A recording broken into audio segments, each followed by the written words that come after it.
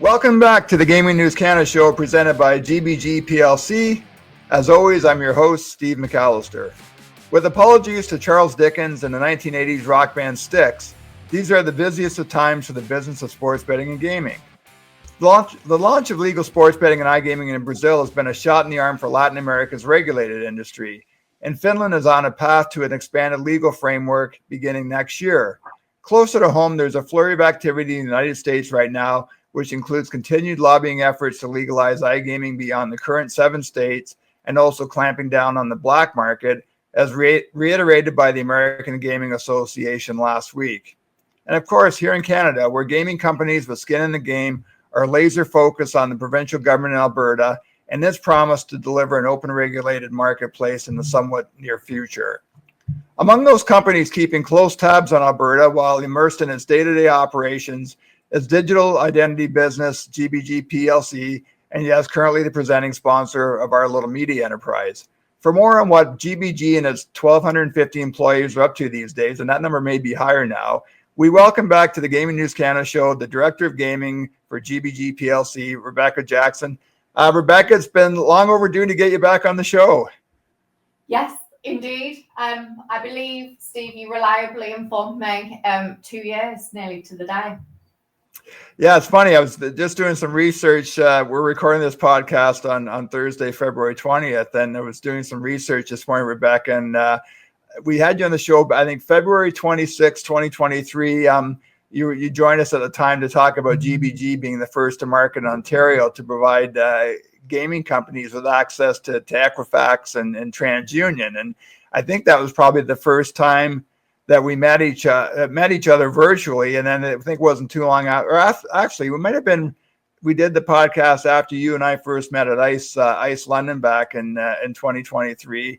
That led to GBG coming on board as a presenting sponsor of Gaming News Canada a little later that spring. And again, so pleased to have you back. And before we kind of get in the interview, I just want to say thanks again to both you and Rebekah Angus for your investment in what we do and for playing a large role in our coverage of the industry. Absolute pleasure, Steve. It's great to be back. Thank you for having me back. It's been a whirlwind, and I can't believe 2 years has gone by. Maybe let's just start, Rebekah, and we talk about the whirlwind. We talk about how crazy it is right now, and it feels like it's the same conversation every January, just when we think there might be a flattening out or slowing down of what's going on. There's always new issues come up and new technologies and new products. You had a chance to get to ICE Barcelona, I think earlier this month, and just to start, just what the start of 2025 has been for you and the company, and again, the types of conversations that you're having with people in the industry. Yeah, sure. So ICE Barcelona for GBG was brilliant. It was a really, really great event. And the team that we took out there was about 15 of us from GBG that were out in Barcelona for the show. And it was busy and it was an engaging event. We liked it being in Barcelona, getting a little bit of winter sun on that morning walk in. But we had great interaction on our stand, from new connections, from pre-booked meetings. So we were really pleased with the show overall. I think as well, what is an important factor always with us is with regulation changes impacting the gaming industry as a whole and fraud levels rising globally, going there and being face to face with all our customers and showcasing how our solutions ultimately help operators to know whether or not they can potentially onboard a player. Can that player be trusted? And what is the best way to onboard them? It's never been so important for the industry, and lots of our conversations were centered around that. And how operators can gain a competitive advantage, enter new global markets, and really get the benefit from using international identity data. So really how they're going to win players worldwide. And I think it's in referring back to sort of what you asked me there about how the start of the year's gone for us, and what's happening. While ICE was amazing and brilliant, we also know that alongside these big events, we're constantly tracking as regulation opens in regions for iGaming, and we need to make sure that we as a business allow our customers to not only support them in navigating the complex regulations, but how they can outperform the competition by finding the way to keep ahead with verifying new identities. So it's been really, really busy, and lots that we're supporting them with. Hey, Rebekah, do you find like some often these conferences are kind of like an old home week where you bump into people that you see all the time at other conferences? I guess since we first met at ICE 2 years ago, are you seeing more and more newcomers to the industry when you show up at these events? So, great question, and I think that it's always lovely for us to see our long-term customers. And long-standing clients. We do still meet new clients and bring on board new clients. And I think that is because GBG as a business, we're not just onboarding players for our customers in one market. We're onboarding people in markets internationally. So as a region opens up, say Brazil, one of the most recent, we are meeting more and more operators that are launching in their markets. So I do think that while some markets may seem as though they're slightly saturated, that are maybe more mature than others, there's definitely still new players coming to the market, or should I say, joining regulated markets as well. So yeah, definitely still seeing lots of new things, and that keeps it exciting every year. I want to spend a few minutes just getting into Canada because GBG's made a considerable investment in Canada. As I mentioned, we talked 2 years ago about the work that you were doing in Ontario, and I do want to talk about the evolution of that. But you've exploited the presenting sponsorship with us with highlighting a case study you did on behalf of Atlantic Lottery, and GBG, like almost everybody else in the gambling industry, is trying to prepare for Alberta, and we know that's a moving target right now. Maybe we'll just start with that. Like how do you prepare for a market where there's an expectation that there is going to be a regulated marketplace eventually, Rebekah? But again, nobody, despite what people want to do in terms of trying to predict a date, we still don't really know when that market will open. No, and I would love to know the date, Steve. I'd love to know it because there's so much speculation. I mean, we keep hearing spring 2025, but I mean, we're kind of nearly there, aren't we? But how do we prepare? I mean, when we look at any market opening, we're looking at the size of the market, the potential impact the market will have, our clients that are going to enter that market, and I mean, you'll obviously know yourself, but Alberta has a slightly smaller, it does have a smaller population than Ontario. However, from what we've looked at, it's set to give it a good run for its money. I mean, I read a report from SAGAV, which said Alberta's current provincial gaming industry generated, I think it was 1.9 billion in net sales in the same year as Ontario's regulated market at 2.4, and that was for 2023. So that highlights the size of the opportunity, one area that we would look at. And that's sort of thinking, okay, what would the size of the market be in our preparation? But we also have to think about, okay, what data availability is there within that market? So how are customers going to onboard within that region? And while we know that Alberta's not set to sort of make any announcements really imminently, what we do know is that they're likely to closely follow iGaming Ontario and their model for ensuring FinTrack compliant player verification. So as we are the experts in the FinTrack compliance identity verification space, what we do is our teams continuously monitor the developments. We talk with our operator clients for any feedback that they've got, and just make sure that we are in the best place and we're primed to support the operators when we get more insight into the details of it. One way we're doing this at the moment, and it's something that we've shared via Canada Gaming News, is with our sort of campaign around winning market share. So to help operators get ahead, as Alberta sort of looks to welcome the operators, we're enabling Canadian operators to look at the market that their business could win through showing them where they sit in terms of current onboarding rates and how that can be optimized and what the competition's doing, obviously anonymously, but really trying to look at that in detail with them to make sure that everything's configured and ready to go. Rebekah, is there any kind of role, like Alberta has a pretty well established retail casino industry, and is there a way for GBG to support that industry as well as what you're doing with online operators? Yeah, absolutely. So today we are in casinos globally with our hardware solution. So while we are an online business, we also have solutions which support casinos for the land-based sector. So when a player walks into a casino and they want to enter, how does that casino know who they are? How do they get them registered? How do they do it in a quick, timely fashion without accepting fraudulent documents?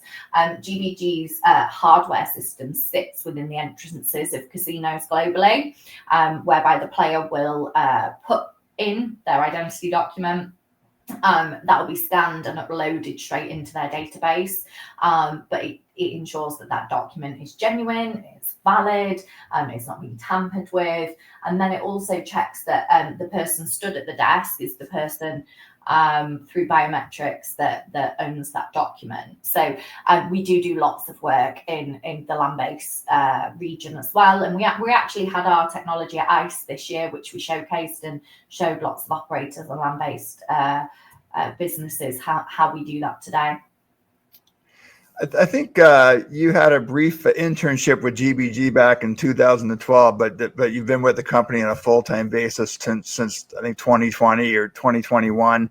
That almost coincides with the GBG relationship with Atlantic Lottery, and again, you in our Substack post you have highlighted a case study you did on Atlantic Lottery, and I just want to read a quote from Adam McLeod, who's a digital product manager with the Lottery Corporation out in the Maritimes. And the quote's, when we switched on GBG identity data verification for casino players, our pass rate improved from 68% to 82%. That's over 10,000 extra players last year. We were very happy with the results. Can you maybe just walk our audience through that, how that case study came about, Rebekah, and why it was important for Atlantic Lottery to go through that process? Yeah, sure, absolutely. I think first of all, you're showing my age, Steve. But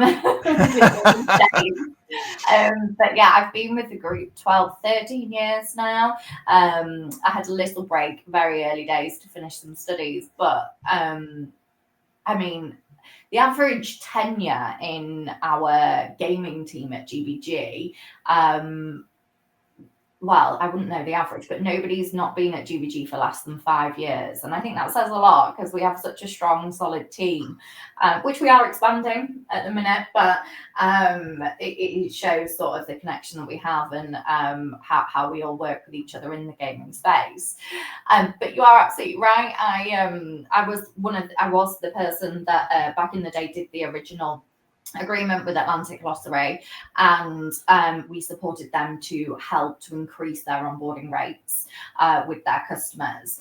And they've been a customer for 5 years coming up, it will be, I believe, nearly 5 years. And we've helped and supported them through implementing different products over the years, whether they're related to identity verification with additional data, to fraud, supporting fraud and document verification.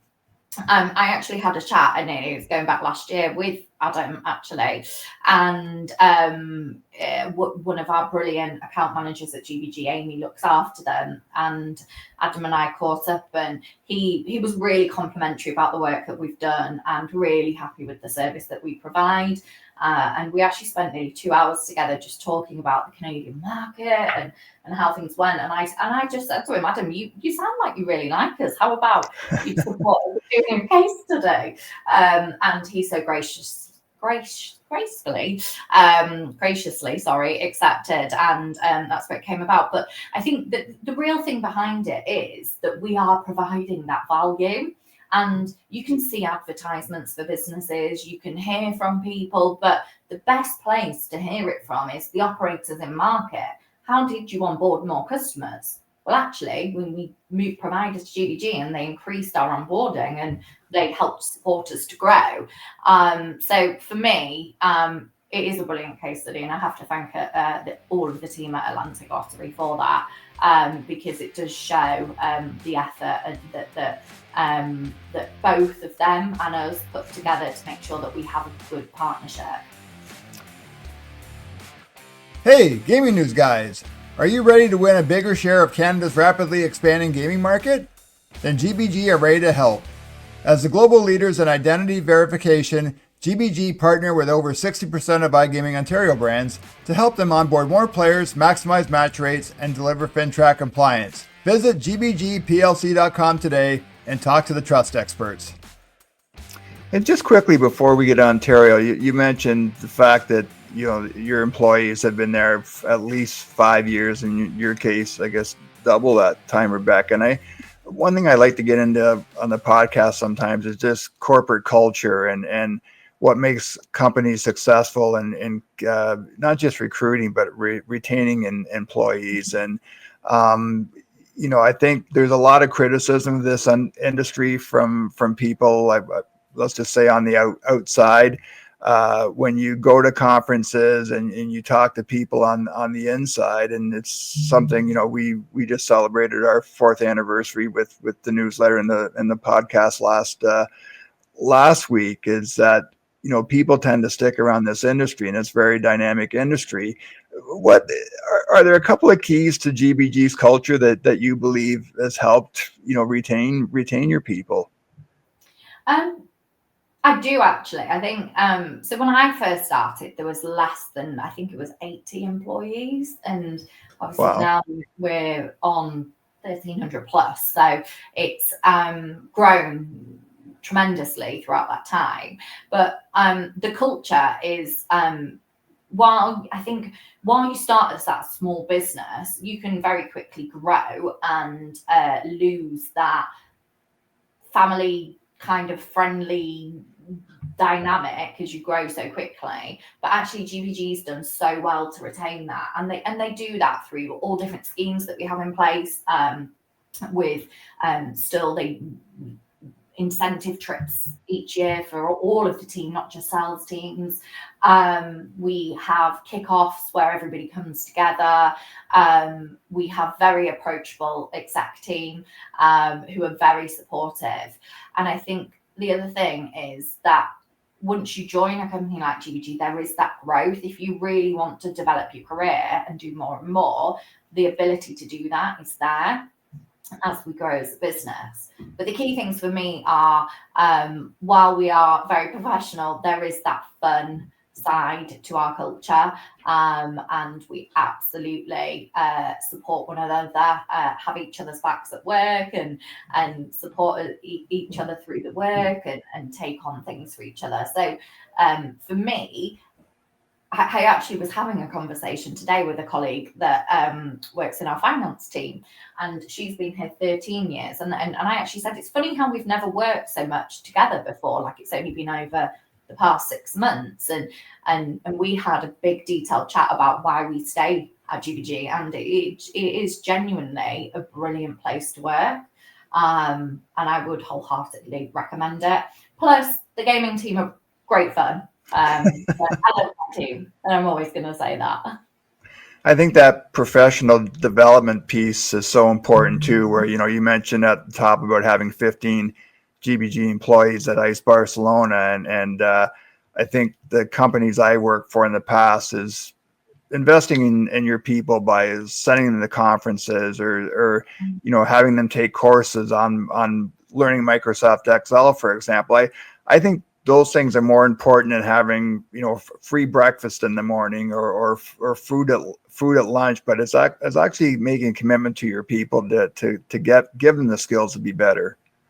Yes, definitely, and that being said, a lot of the team have grown within their roles or done different roles at GBG, and I think that's the exciting thing, and that's why I combine GBG with the gaming industry. And the gaming industry does not stay static. We've always got some new data or new regulation or new responsible gaming piece coming out, and so I don't think ever one day's been the same. I remember saying to someone once, Steve, the day that I wake up and don't want to go to work or work is the day that I know I'm in the wrong job, and I've never had it. So I don't see why I am. So that's kind of my philosophy with it, is maybe one day that'll happen, but I don't see it happening, and it never has in 13 years. So no, that's terrific, and it's also a great segue in Ontario, Rebekah, because as you know, the competitive marketplace here will turn 3 years old in April, and I think you've been along for the ride since the beginning. And just what has that evolution looked like from a GBG perspective in terms of the work you do on behalf of operators? And I don't know if you're doing work for other businesses in the industry, but just how has your work in Ontario changed over those 3 years? Sure. So it's got busier, definitely. As obviously the market's grown and more operators have applied for licenses. I mean, as you say, when it first launched, we were here and we were the first there on the doorstep, ready for market, and the first identity verification sort of technology supplier to deliver the FINTRAC compliant solution. So because we were early to market, that obviously helps, but we've developed our product further and further. So that's enabled us to win great market share. So we're working with over 60% of the licensed iGaming brands in Ontario today. And we launched with sort of one solution, and it was around a year after, in 2024, we launched another database to help support that and bring it in. And excitingly, we are just this month launching another new solution. So hot off the press, this is brand new to our customers. But that's how we see it changes. More people coming in, requirements changing slightly, but the need for us to differentiate and make sure that we're helping our customers get the most of our data and solution for the market.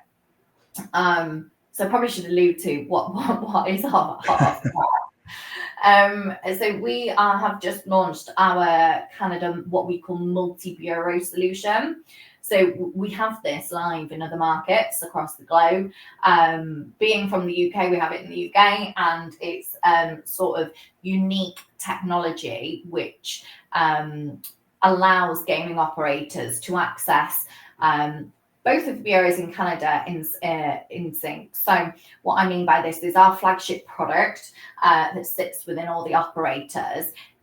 Ultimately, we tie in access to the main bureaus to help them deduplicate potential crossovers, but while carrying different information from each bureau. So it sounds slightly complicated, but say you get a really good piece of data on one bureau, but it's not enough to meet FINTRAC requirements. What we can do is look at, instead of just binning that great piece of data, we can then go look at the second one. And if that one has all the information, that's fine, but that might only have a partial piece of information as well. We're able to combine these together to enable a compliant pass for our customers. So this improves the player match rate, improves their onboarding rate for them overall, but it makes sure that they are a good genuine player. So it's a much better experience for our customers as well.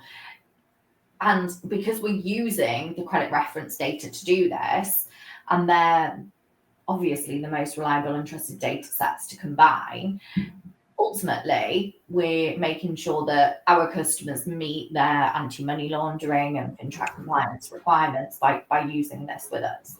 So that's really exciting for us. And I've possibly not described it in the best way, but I was trying to put it in simple terms.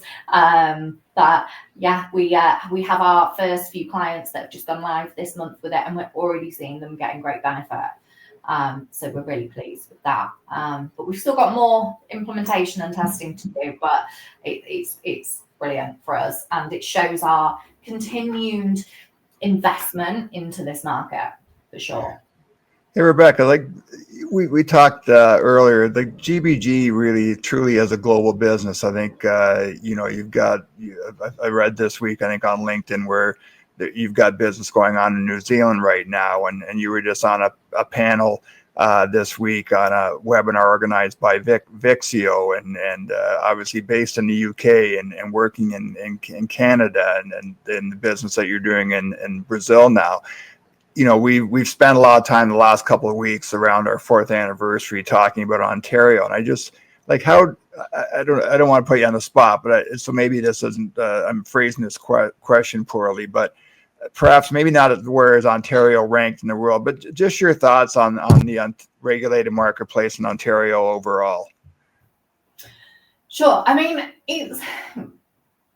I think if I sort of think about it, it is still in it, and a lot of people refer to it as in its early days, and got a lot of space to grow and a lot more to happen from Ontario. And I do see that, and I do agree with it, because I think that more and more operators will ultimately join well-structured, well-regulated markets. I think that what I personally enjoyed from the launch of Ontario was they were very clear in what they wanted. So you need to onboard a player or have a customer, you need to do X, Y, and Z. And often what I see with certain regulations coming out is you find yourself having to interpret, and it can be how you read it or how somebody else interprets it. And that can be a real struggle, because actually, for things that are so important, such as know your customer and anti-money laundering, you want to know, what do I need to do? And when we find it hard as a supplier to be able to make sure that we can meet requirements and fit around it, then it's more difficult. So I'm not sure that fully answers your question, but for me, that's why we hold Ontario in a really high regard, because I think that it is clear. And if it's not, we speak with igaming Ontario, or we speak with whoever it may be to make sure that we get that clarity. Whereas some markets, it's taken many years for regulators and suppliers to be talking, and I think they did that from the outset. So I hold it in very, very high regard. Have there been some lessons learned from your work in Ontario that you have applied to other jurisdictions? Yeah, I think that we were fortunate that we were early market adopters, and we do try to do that in other markets and make sure that we're there and being seen, and we've got that sort of access. I think in terms of learns, I think we now know the basics of what's needed. So what Ontario have looked for, so that, as I mentioned previously, gives us an idea of what we think Alberta may look for, or the third state or fourth state may look for, and not just pushing out rinse and repeat models, because that's not necessarily what may fit that province well, but we'll be there ready and to support it and support what's needed. So hopefully it won't be too complex, but I think you learn lots of things from every market. I've learned so much culturally about Canada. I've learned so much about just different ways of doing business in Canada. And for me, that's really brilliant. Well, it is brilliant, because you get to meet so many lovely people like yourself as well, Steve. Yeah, thanks, Rebekah. Right back at you. Hey, two questions before we let you go. We had Seth Shore from Fifth Street Gaming on a couple of weeks ago. Kind of did an all AI episode of the podcast, and AI is something that comes up a lot, whatever the media form or whatever the platform is these days. And I'm assuming that given what GBG does, AI is something that's a big part of the conversation with your technology and data people these days. Yeah, absolutely. I think it's AI is at the top of mind for our customers, particularly with the increase of AI-powered fraud.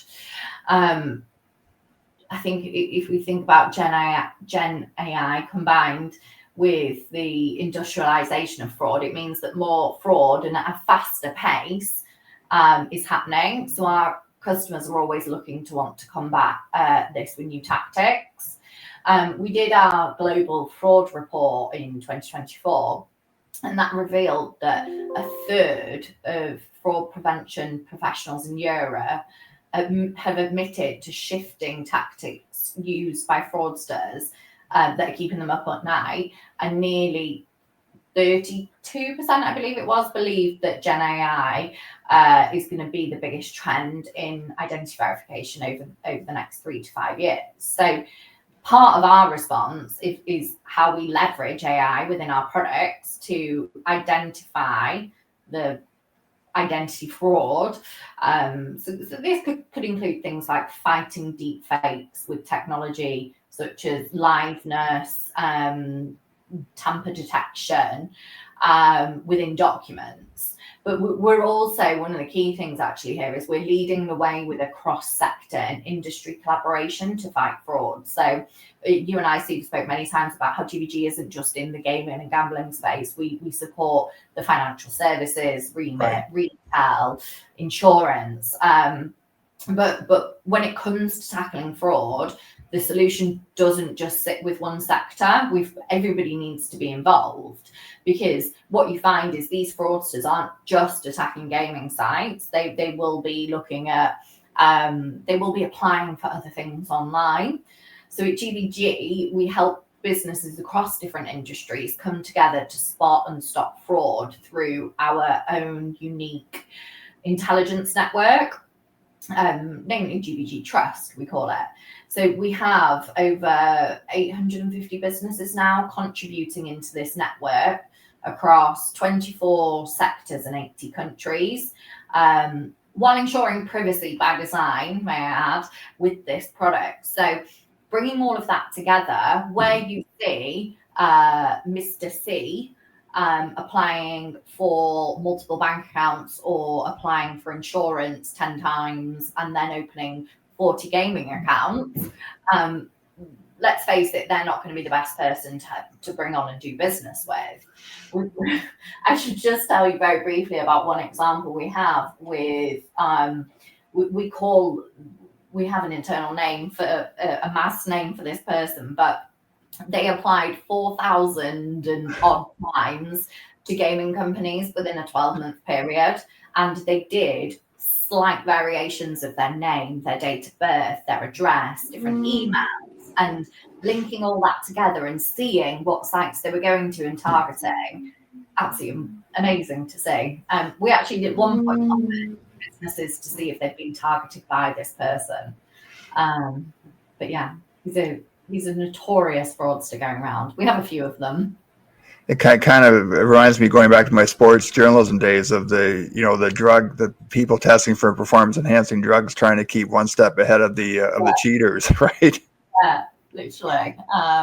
But yeah, they'll try anything, fraudsters. I was talking this morning topically with one of my team, and he was saying, we were saying, why on a Monday and Tuesday is this company doing so many more identity verifications in that market than normal?